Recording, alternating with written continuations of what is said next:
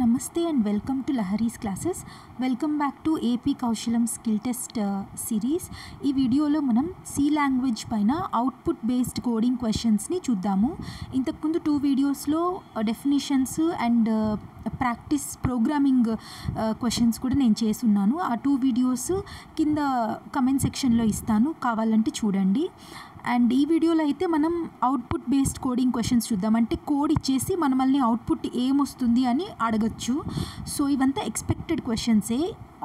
So మనకి practice లాగా ఉంటుందని నేను చేస్తున్నాను. అండ్ వన్ థింగ్, ఈ వీడియోస్ చేయడానికి చాలా ఎఫర్ట్స్ పడుతుంది. సో ప్లీజ్ మీరు వాచ్ చేస్తూ ఉంటే లైక్ చేయండి, కమెంట్ చేయండి అండ్ మీ ఫెలో ఆస్పిరెంట్స్తో షేర్ చేయండి. ఛానల్ని ప్లీజ్ సబ్స్క్రైబ్ చేసుకోండి. సో ఇంకా డిలే చేయకుండా లెక్చర్ చూద్దాం. సో ఫస్ట్ కోడ్ చూడండి, ఇచ్చారు. మెయిన్ ఫంక్షన్లో a = 5, b = 2 అని ఇనిషియలైజ్ చేశారనమాట. సో a వాల్యూ ఎంత 5, b వాల్యూ 2. మనం ఈ printf ఫంక్షన్ లోపలే ఈ ఆపరేషన్ని పర్ఫామ్ చేయాలి. a++ అంటే పోస్ట్ ఇంక్రిమెంట్ ఆపరేటర్ అంటారు. Post increment operator. ఇక్కడ ++b అంటే ప్రీ ఇంక్రిమెంట్ ఆపరేటర్. అంటే ఏంటంటే పోస్ట్ ఇంక్రిమెంట్ ఆపరేటర్ అంటే మొత్తం ఆపరేషన్ అయ్యాక ఏ వాల్యూ 5 నుంచి 6 అవుతుంది అనమాట. ఆపరేషన్ అంతా అయ్యే ముందు ఏ వాల్యూ 5గానే ఉంటుంది. అదే ప్రీ ఇంక్రిమెంట్ ఆపరేటర్ అనుకోండి, బి వాల్యూ ఇక్కడ 2 ఉంది కదా, ఈ ఆపరేషన్ లోపలే 2 నుంచి +1 అంటే 3 అవుతుంది బి వాల్యూ. సో పోస్ట్ ఇంక్రిమెంట్కి ప్రీ ఇంక్రిమెంట్కి అది డిఫరెన్స్. సో ఈ ఆపరేషన్ చూస్తే a++ వాల్యూ ఏముంటుంది, 5 ఉంటుంది. ప్లస్ బి వాల్యూ అంటే ఏమవుతుంది, 2b = 2 కదా, 1 ఇంక్రిమెంట్ అవుతుంది అంటే 3 అవుతుంది. సో ఆన్సర్ ఏమవుతుంది, %d ఆన్సర్ ఈజ్ 8. తర్వాత ఈ 8 ఆన్సర్ ప్రింట్ చేశాక ఏ వాల్యూ ఏమవుతుందంటే 6 అవుతుంది. సో ఈ ఫంక్షన్ పర్ఫామ్ చేసేంతవరకు ఏ వాల్యూ 5. అదేంటి a++ అంటే 6 అవ్వాలి కదా అంటే కాదు, ఎందుకంటే ఇది పోస్ట్ ఇంక్రిమెంట్ ఆపరేటర్ కాబట్టి. చాలా ఇంపార్టెంట్. ఇలాంటి చిన్న చిన్న మైన్యూట్ డీటెయిల్స్లోనే మిస్టేక్స్ అవుతూ ఉంటుంది. సో కేర్ఫుల్గా అబ్జర్వ్ చేసి ఆన్సర్ పెట్టండి. నెక్స్ట్ కోడ్ చూద్దాము. ఇది వచ్చి int x = 10, x వాల్యూ 10 అంట. సో ఇక్కడ మనల్ని ఏం చేయమన్నారంటే ఏవేవి ప్రింట్ చేయమన్నారు అంటే ఎక్స్ని, x++ని, ++xని ప్రింట్ చేయమన్నారు. మీరు అనుకున్న అవుట్పుట్ ఏంటి, ఏమనుకుంటున్నారు, 10 మళ్ళా 10 తర్వాత 11 వస్తుంది అని అనుకుంటున్నారా? రాదు. ఎందుకు చూడండి, అన్డిఫైన్డ్ అవుట్పుట్ అని వస్తుంది. అంటే ఏంటి, ఒకే స్టేట్మెంట్లో ఈ printf ఫంక్షన్లో ఒకే స్టేట్మెంట్లో ఇన్నిసార్లు ఎక్స్ వాల్యూని చేంజ్ చేయలేం. ఇది కంప్లీట్లీ అగెయిన్స్ట్ ద కోడ్ అనమాట. అసలు అవుట్పుట్టే రాదు. చూడండి ఇక్కడ రాస్తున్నాను, sequence of modifications to X in one statement it is undefined behaviour. So ఒక్కసారి x++ అనో లేకపోతే ++x అనో లేకపోతే జస్ట్ x అనో ఉండొచ్చు, అప్పుడు మనకు అవుట్పుట్ ఇస్తుంది. కానీ ఇలాంటి కండిషన్లో, ఇలాంటి సిచ్యువేషన్లో అవుట్పుట్ రాదు, అన్డిఫైన్డ్ అవుట్పుట్ అని వస్తుంది. నెక్స్ట్ ఇక్కడ చూడండి, క్వశ్చన్ 3, a = 3 అన్నారు. దెన్ మనం ఈ వాల్యూ కనుక్కోవాలి. లాస్ట్లో ప్రింట్ ఏ వాల్యూని ప్రింట్ చేయాలి. ఆ ఏ వాల్యూ ఏంటి అంటే ఈ ఆపరేషన్లో ఉండే వాల్యూ. ఏం చేయమన్నారు, a+ = a అన్నారు. ఇక్కడ సింటాక్స్ అంతా ఓకే, స్పేస్ ఇచ్చారు అంతా, ఇక్కడ సెమీకోలన్ పెట్టారు, సింటాక్స్ అంతా ఒకటే. కానీ ఇక్కడ చూడండి, ఇది అన్డిఫైన్డ్ అవుట్పుట్ వస్తుంది. ఎందుకంటే చూడండి, ఏ అనే వాల్యూ మల్టిపుల్ టైమ్స్ చేంజ్ అవుతుంది ఒకే ఎక్స్ప్రెషన్లో. In just one expression A is changing multiple times, which is not at all possible. It is against the code అనమాట, అసలు లాజిక్కే అగెయిన్స్ట్ అది. సో అన్డిఫైన్డ్ అవుట్పుట్ ఏదో దాని ఇష్టం, సి లాంగ్వేజ్లో ఏదో ఒక అవుట్పుట్ త్రో చేస్తుంది. నెక్స్ట్ ఇది చూడండి, 4th code. So a = 4, b = 6 అని ఇచ్చేశారు. మనం ఏం చేయాలంటే ఇఫ్ a అండ్ b కనుక్కోవాలన్నారు. ఇది కొంచెం డిఫరెంట్గా ఉండే క్వశ్చన్. ఇక్కడ అండ్ ఆపరేటర్ ఉంది కదా, ఇది లాజికల్ అండ్ కాదు, ఇది ఏంటంటే బిట్ వైజ్ ఆపరేటర్. అండ్ అంటే ఏంటి, బిట్స్ వైజ్ ఆపరేట్ అవుతుందన్నమాట. ఇక్కడ ఏంటి, ఇక్కడ చూడండి, a is equal to 4, b is equal to 6. ఈ రెండు డెసిమల్ నంబర్స్, అదే ఇంటీజర్ నంబర్స్. దీన్ని బైనరీలో కన్వర్ట్ చేస్తే 100 దీని వాల్యూ 101. ఇది గుర్తుపెట్టుకోండి. సో 101 వాల్యూ 4కి అండ్ 6కి. సో ఇక్కడ ఆపరేషన్ ఏంటి, and B, A and B అన్నారు. నేనేం చెప్పాను, ఇది లాజికల్ అండ్ కాదు, బిట్ వైజ్ అండ్ అన్నాను. అంటే బిట్ వైజ్ అండ్ ఆపరేషన్ చేస్తారనమాట. ఒక్కొక్క బిట్ ఈ డిజిట్లో ఉండే ఒక్కొక్క బిట్తో ఈ నంబర్ యొక్క ఒక్కొక్క బిట్ని కంపేర్ చేసి మనం రిజల్ట్ రాయాలి. సో చూద్దాం. అండ్ అంటే ఏంటి, 1 అని ఉంటేనే 1 వస్తుంది. అదే 0 ఉంటే 0 1 ఉన్నా కూడా 0నే అవుట్పుట్. సో మనకు ఆన్సర్ ఏంటి, 100 విచ్ ఈజ్ నథింగ్ బట్ 4. అంతే కదా. సో దీని వాల్యూ ఏంటి, 4 అనేది 0నా కాదా, 4 అనేది 0 కాదు కదా, non zero. So non zero కాబట్టి ఎస్ అని ప్రింట్ చేయాలి. అదే మనకు మొత్తం బిట్ వైజ్ కంపేర్ చేసుకొని ఇలాగా 00101 ఇలా కంపేర్ చేసి మొత్తం మనకు 000 అని వచ్చుంటే నో అని ప్రింట్ చేయాలి. ఎందుకంటే నాన్ జీరో నెంబర్స్కి అంతా ఎస్, ఎక్కడైతే 0 వచ్చేస్తుందో అది నో. సో దీని అవుట్పుట్ ఏమవుతుంది, ఎస్ అవుతుంది. సో ఇక్కడ ఉంది ఆన్సర్, చూడండి, ఆన్సర్ ఈజ్ ఎస్ అని ప్రింట్ అవుతుంది అనమాట. I hope you understood. ఇది అర్థం కాకపోతే మళ్ళీ ఇంకొకసారి చూడండి.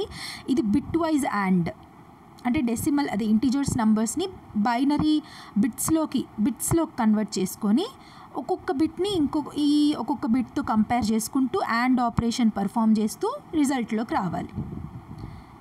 సో నెక్స్ట్ క్వశ్చను, ఇది వచ్చి స్టాటిక్ ఇంట్ x ఈజ్ ఈక్వల్ టు 5 అన్నారు. మనం ఈ ఎక్స్ని స్టాటిక్గా డిక్లేర్ చేస్తున్నాం. అంటే ఏంటి అంటే ఈ ఎక్స్ వాల్యూ మారుతూ ఉంటుంది, ప్రతి ఫంక్షన్కి కాల్ చేసినప్పుడల్లా మారుతూ ఉంటుంది.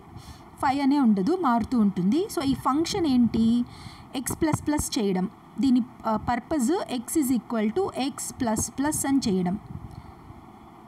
సో మనం ఈ ఫంక్షన్ సపరేట్గా రాసుకునేసాము. ఇప్పుడు మెయిన్ ఫంక్షన్లోకి వస్తే మనకి ఆన్సర్ ఏమేమి రావాలి, ఫస్ట్ ప్రింట్ %d ఫంక్షన్ అని అన్నారు. అంటే ఫంక్షన్ బ్రేసెస్ ఉంది అంటే ఏంటి అర్థం, ఈ ఫంక్షన్ని మనం కాల్ చేస్తున్నాము అని. ఫంక్షన్ కాల్ చేసినప్పుడు ఇంటిజర్ వాల్యూ ఏమవుతుంది, 6 అవుతుంది. అగైన్ ఇప్పుడు ఎక్స్లో ఏముంది, 6 ఉంది. సో 6 వాల్యూ 6++ అంటే 7 అవుతుంది. సో 7, ఈ 7 మళ్ళీ ఇక్కడ ఏముంటుంది, 6 7 అయ్యాక ఇప్పుడు ఎక్స్ వాల్యూ ఏంటి, 7 మళ్ళీ ఇక్కడికి వెళ్ళి 7++ అంటే 7+1 అయ్యి 8 అవుతుంది. సో అవుట్పుట్ ఏమొస్తుంది, 3 టైమ్స్ కాల్ అవుతుంది function, 1 time, first time, second time and third time. So output is 6 7 8. So ఇక్కడ ఉంది 6 7 8. నెక్స్ట్ 6th వన్, మెయిన్ ఫంక్షన్లో x ఈజ్ ఈక్వల్ టు 1 అని డిక్లేర్ చేస్తున్నాం. ఎక్స్లో 1 అనే వాల్యూ ఉంటుంది. సో ఇక్కడ మనం ఇఫ్ ఎల్స్ స్టేట్మెంట్స్, ఇది దానిపైన కోడ్ ఇది. So if x is equal to 0 a అని ప్రింట్ చేయాలి. x 0 కాకపోతే ఇంక ఏ వాల్యూ ఉన్నా b అని ప్రింట్ చేయాలి. సో ఇక్కడ చూడండి, మనం ఫస్ట్లోనే xని 1 అని డిక్లేర్ చేసాం. సో ఏమన్నా అవుట్పుట్ వస్తుంది, x ఈజ్ ఈక్వల్ టు 0నా కాదు. సో ఇఫ్ స్టేట్మెంట్ నుంచి ఎల్స్ని చెక్ చేస్తుంది. సో x 0 కాదు కాబట్టి ఇంకా ఏ వాల్యూ అయినా కూడా b అని ప్రింట్ చేయాలి. సో ఆన్సర్ ఏమొస్తుంది, b వస్తుంది. అవుట్పుట్లో b అని ప్రింట్ అవుతుంది. నెక్స్ట్ 7th క్వశ్చన్, ఒక అరేని మనం డిక్లేర్ చేస్తున్నాము. ఈ అరేలో 10 20 30 40 అనే ఎలిమెంట్స్ ఉన్నాయి, డేటా ఉంది. ఇదేంటి అంటే %d అరే +2. దీని మీనింగ్ ఏంటి అంటే ఈ అరేలో సెకండ్ ఇండెక్స్లో ఉండే వాల్యూని మనం ఇక్కడ అవుట్పుట్లో ప్రింట్ చేయాలి. ఇక్కడ చూడండి ఒకసారి, అరేలో దీని ఇండెక్స్ ఏంటి, 0 అంటే దాని position, index nothing but position 0 1 2 3. So మనకు అడిగిన క్వశ్చన్ ఏంటి, అరే ఆఫ్ +2 అన్నారు. అంటే ఏంటి, సెకండ్ పొజిషన్. ఈ సెకండ్ ఇండెక్స్లో ఉన్న ఎలిమెంట్ 30. సో మనకు అవుట్పుట్లో ఏం రావాలి, 30 రావాలి, ఇక్కడ ఉంది. సో అది. Next 8th question, char ch is equal to a. ch అనే వేరియబుల్లోకి ఏని మనం స్టోర్ చేస్తున్నాం. నెక్స్ట్ ఇదేంటంటే ప్రింట్ %C %D CH ఏంటిది %C అంటే క్యారెక్టర్ వాల్యూ క్యారెక్టర్ డేటా టైప్ని ప్రింట్ చేస్తుంది. సో CHలో ఏముంది, క్యారెక్టర్ డేటా టైప్ A ఉంది. సో ఏని ప్రింట్ చేస్తుంది. ఇక్కడ %D ఏంటి CHకి ఇస్ నథింగ్ బట్ దాని ASCII వాల్యూ 65ని ప్రింట్ చేస్తుంది. %D అంటే ఇంటీజర్ నెంబర్ కదా, %C అంటే క్యారెక్టర్ డేటా టైప్, %D అంటే ఇంటీజర్ డేటా టైప్ ఉన్న వాల్యూస్ని అది ప్రింట్ చేయాలి. సో అలా అవుట్పుట్ వస్తుంది. నెక్స్ట్ 9th క్వశ్చన్, ఏ వాల్యూ వచ్చి 2 అని డిక్లేర్ చేసుకుంటున్నాము. ఇక్కడ చూడండి, స్విచ్ స్టేట్మెంట్స్ ఉన్నాయి అంటే దాంట్లో కేస్ స్టేట్మెంట్స్ ఉంటాయి. కేస్ స్టేట్మెంట్స్ ఉంటే బ్రేక్ స్టేట్మెంట్ అనేది ఉంటుంది.